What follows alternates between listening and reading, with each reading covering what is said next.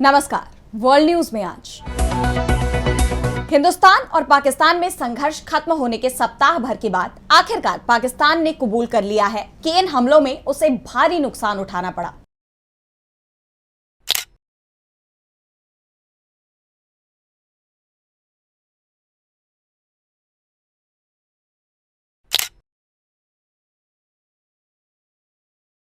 जो पाकिस्तान अब तक ये दावा कर रहा था कि हम ये जंग जीत गए हैं, अब धीरे धीरे उसकी पोल खुलती जा रही है।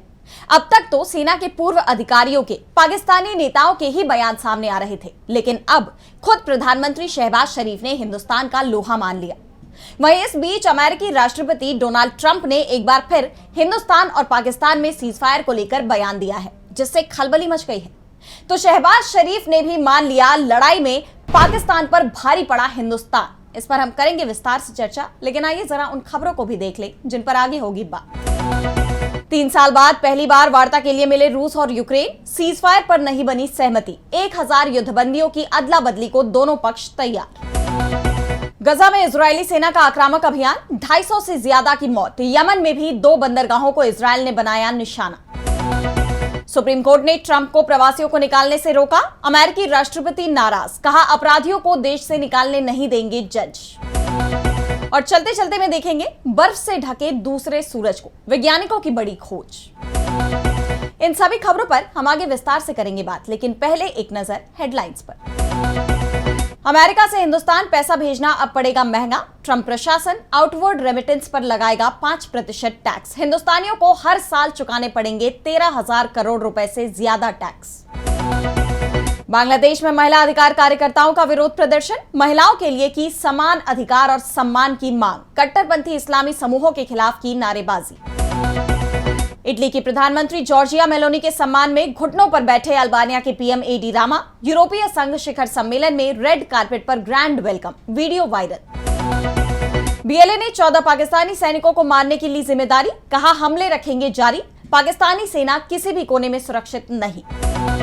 तो हिंदुस्तान और पाकिस्तान के बीच 4 दिन तक सैन्य टकराव चला। दोनों ही देशों ने एक दूसरे पर जमकर हमले किए। जब तक जंग चली तब तक पाकिस्तान की तरफ से लगातार प्रोपेगेंडा का सहारा लिया गया। दावे किए गए कि उन्होंने हिंदुस्तान के कई विमानों को मार गिराया है, तमाम एयरबेस तबाह कर दिए हैं, जबकि हिंदुस्तान के सभी हमले नाकाम कर दिए हैं। लेकिन जब लड़ाई थमी तो धीरे धीरे हकीकत सामने आ गई। अब पूरी दुनिया बोल रही है कि पाकिस्तान 4 दिनों में ही घुटनों पर आ गया था, उसका एक भी हमला कामयाब नहीं रहा। जबकि हिंदुस्तान ने जब भी हमला किया तो टारगेट को हिट किया। सबसे पहले 7 मई को 9 आतंकी ठिकानों को हिंदुस्तान ने निशाना बनाया, जिसमें 100 से ज्यादा आतंकवादी मारे गए। इसके बाद खुद शहबाज शरीफ ही ये मान रहे हैं कि 10 मई को रात 2:30 बजे उन्हें आर्मी चीफ आसिम मुनीर ने फोन कर बताया कि हिंदुस्तान ने हमला किया है, नूर खान एयरबेस पर उनकी मिसाइलें गिर रही हैं, दूसरे एयरबेस को भी नुकसान पहुंचा है। यानी जो दावे हिंदुस्तान ने किए वो सभी दावे पहले दुनिया भर की मीडिया ने और अब खुद पाकिस्तान के प्रधानमंत्री ने भी स्वीकार कर लिए हैं। इस बीच खबर यह भी आ रही है कि पाकिस्तान की सेना की तरफ से आधा दर्जन से ज्यादा एयरपोर्ट में हुए नुकसान के बाद फिर से निर्माण के लिए टेंडर जारी किए गए हैं, जो हिंदुस्तान के हमले की तीव्रता को बता रहे हैं कि नुकसान कितना बड़ा हुआ है, जिसके लिए अब सेना को टेंडर जारी करना पड़ रहा है। हिंदुस्तान के हमले का असर अब पाकिस्तान की सरकार पर भी दिख रहा है। शहबाज शरीफ जो पहले जंग की बात कर रहे थे, धमका रहे थे कि सीजफायर हुआ है, ये टूट भी सकता है। अगर हिंदुस्तान ने सिंधु जल समझौता लागू नहीं किया तो पाकिस्तान इस सीजफायर को तोड़ देगा। लेकिन अब जब हकीकत शहबाज के सामने है, उन्हें पता है कि अगर सीजफायर तोड़ा तो पाकिस्तान की दुर्गति हो जाएगी, इसलिए अब वो शांति की बात कर रहे हैं।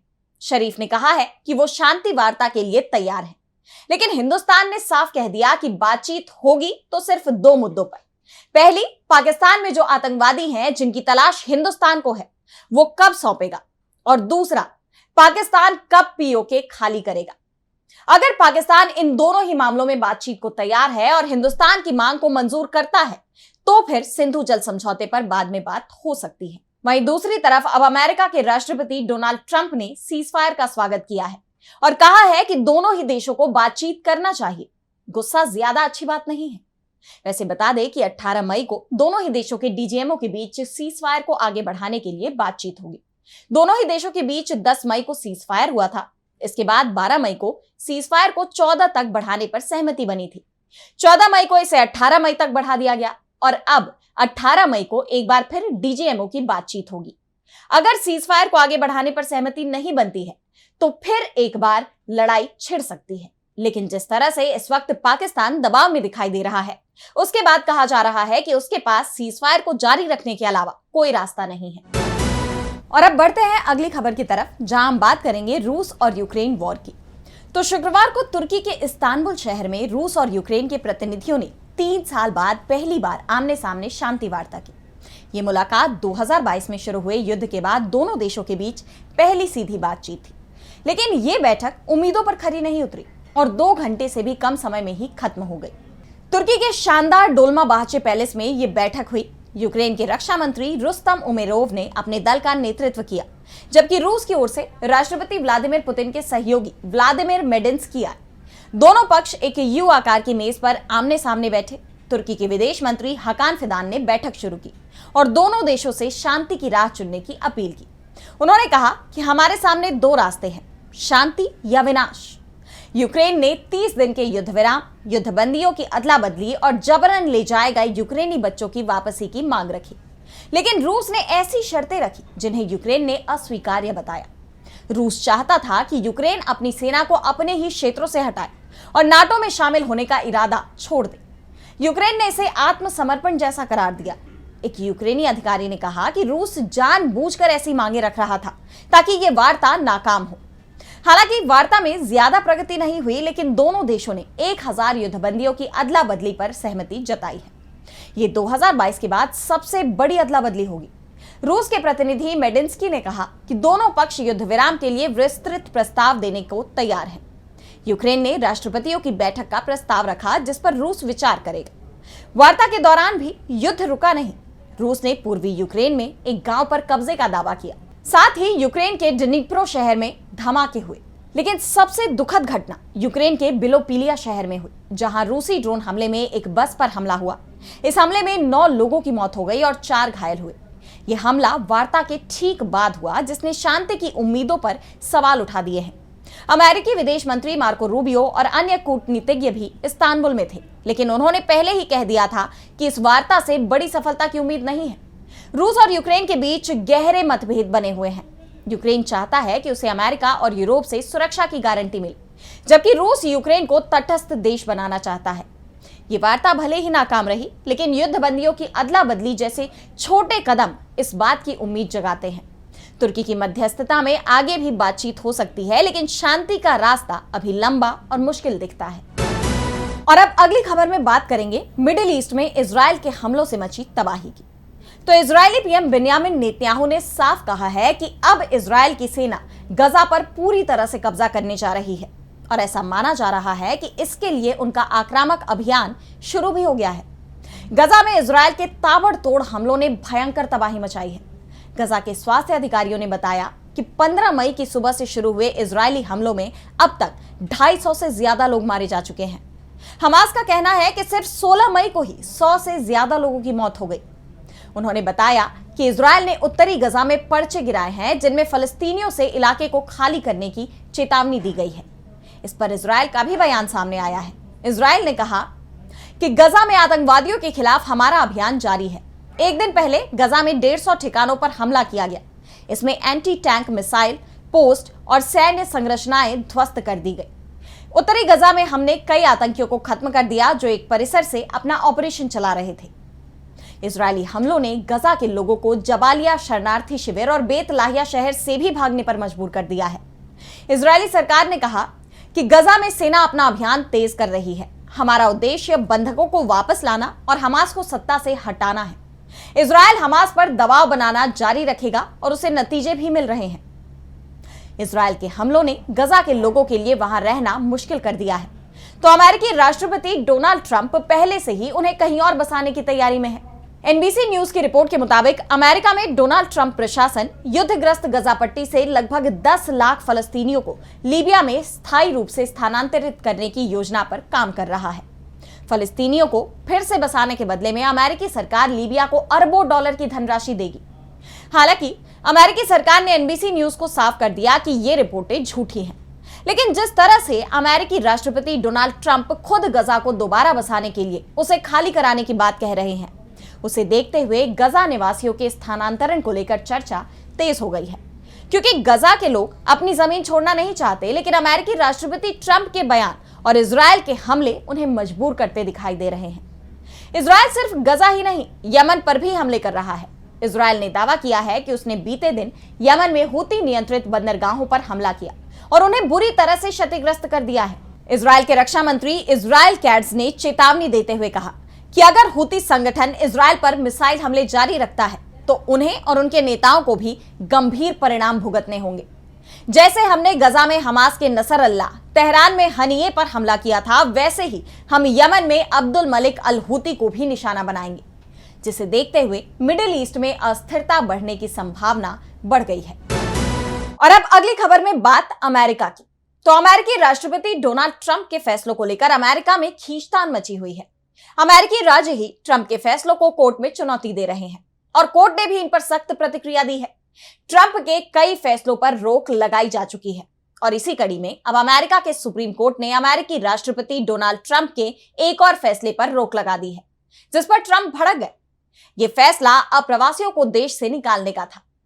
ट्रंप ने सत्ता में आने से पहले ही साफ कर दिया था कि सत्ता में आते ही वो अमेरिका से सभी अवैध प्रवासियों को बाहर कर देंगे और सत्ता में आने के बाद उन्होंने इनके खिलाफ सख्त कार्रवाई शुरू कर दी। कई देशों ने अमेरिका के इस फैसले पर तीखी प्रतिक्रिया दी, लेकिन ट्रंप अपने फैसले पर अडिग रहे और अब अमेरिका के सुप्रीम कोर्ट ने ट्रंप के वेनेजुएला के अप्रवासियों को देश से निकालने के फैसले पर रोक लगा दी है। कोर्ट ने कहा कि सरकार को लोगों को देश से निकालने से पहले उन्हें कानूनी प्रक्रिया का पूरा मौका देना होगा। ट्रंप प्रशासन ने जो तरीका अपनाया, जैसे कि 24 घंटे में बिना सुनवाई अप्रवासी को देश से बाहर भेज देना, ये कहीं से सही नहीं है। दरअसल अमेरिका में कई अप्रवासी अभी टेक्सास के एक हिरासत केंद्र में बंद हैं। ट्रंप प्रशासन 1798 के एलियन एनिमीज एक्ट के जरिए उन्हें जल्द से जल्द देश से बाहर भेजना चाहता है। एलियन एनिमीज एक्ट युद्ध के समय का बनाया हुआ वो कानून है जिसमें दुश्मनों को देश से निकालने के लिए कोई भी कानूनी कार्रवाई नहीं करनी होती। हालांकि अदालतों में अभी भी इस बात पर बहस हो रही है कि क्या ट्रंप सरकार को यह कानून इस्तेमाल करने का अधिकार है, लेकिन फिलहाल सुप्रीम कोर्ट ने ट्रंप प्रशासन के इस फैसले पर अनिश्चित काल के लिए रोक लगा दी है। कोर्ट का कहना है कि इन लोगों को भी अपनी बात रखने का मौका मिलना चाहिए। वहीं डोनाल्ड ट्रंप ने कोर्ट के इस फैसले पर नाराजगी जताई है। उन्होंने अपने social media platform truth social पर लिखा कि सुप्रीम कोर्ट हमें अपराधियों को देश से बाहर निकालने की इजाजत नहीं देगा। बहरहाल सुप्रीम कोर्ट की यह कार्रवाई ट्रंप प्रशासन की उन न्यायिक असफलताओं में नहीं है जिसमें प्रशासन ने देश में अवैध रूप से रह रहे लोगों को तेजी से निर्वासित करने की कोशिश की है। ट्रंप के लिए इसे बड़े झटके के तौर पर देखा जा रहा है। और अब चलते चलते मैं बात करेंगे बर्फ से ढके दूसरे सूरज की खोज की। तो स्पेस एक ऐसी जगह है जो कई रहस्यों से भरी हुई है और ये रहस्य आज तक कोई भी नहीं सुलझा पाया। वैज्ञानिक लगातार कई पहेलियों को सुलझाने में लगे हुए हैं, लेकिन अब वैज्ञानिकों ने एक ऐसी खोज की है जिसने सभी को हैरान कर दिया है। वैज्ञानिकों ने एक ऐसे सूरज को खोज निकाला है जो बर्फ से ढका हुआ है। अब आप सोच रहे होंगे कि इसमें कितनी सच्चाई है, तो आपको बता दें कि नासा के जेम्स वेब टेलीस्कोप ने इस अजूबे की खोज की है। वैज्ञानिकों ने 155 प्रकाश वर्ष दूर एक ऐसे तारे के चारों ओर जमी बर्फ की मौजूदगी को साफ साफ पकड़ा है और ये बर्फ कोई मामूली नहीं बल्कि क्रिस्टल जैसी चमकदार और एकदम साफ सुथरी है। ये खोज की गई है HD 181327 नाम के एक तारे के पास, जो उम्र में अभी बच्चा है, सिर्फ 2 करोड़ 3 लाख साल पुराना है। इसकी तुलना करें हमारे सूरज से जो 4.6 अरब साल का हो चुका है, तो इस तारे के चारों तरफ फैला है धूल और बर्फ से बना एक विशाल घेरा, जिसे वैज्ञानिक डस्ट डिस्क कहते हैं। वैज्ञानिकों के मुताबिक जेम्स वेब ने ना सिर्फ बर्फ पकड़ी बल्कि क्रिस्टलाइन वाटर आइस भी पकड़ी, यानी ऐसी बर्फ जैसी हमारे सोलर सिस्टम के शनि ग्रह की रिंग्स और काइपर बेल्ट में पाई जाती हैं। इस बर्फ के साथ धूल के महीन कण भी मौजूद हैं, जो मिलकर डर्टी स्नोबॉल्स जैसा स्ट्रक्चर बना रहे हैं। यही बर्फ, यही धूल मिलकर आगे चलकर ग्रह बना सकते हैं। अब तक तो यही माना जाता रहा है कि जीवन के लिए जरूरी तत्व सिर्फ हमारे सोलर सिस्टम में है, लेकिन अब जब 155 प्रकाश वर्ष दूर किसी दूसरे सिस्टम में भी पानी की बर्फ मिल रही है, तो ये सोचने की पूरी वजह बनती है कि कहीं ना कहीं किसी और पृथ्वी जैसी दुनिया में जीवन का अंकुर फूट चुका हो। अब इस खोज की हर तरफ चर्चा हो रही है। तो आज इस वर्ल्ड बुलेटिन में इतना ही। देश दुनिया की तमाम बड़ी खबरों के लिए बने रहिए डीबी लाइव के साथ और मुझे दीजिए इजाजत। नमस्कार।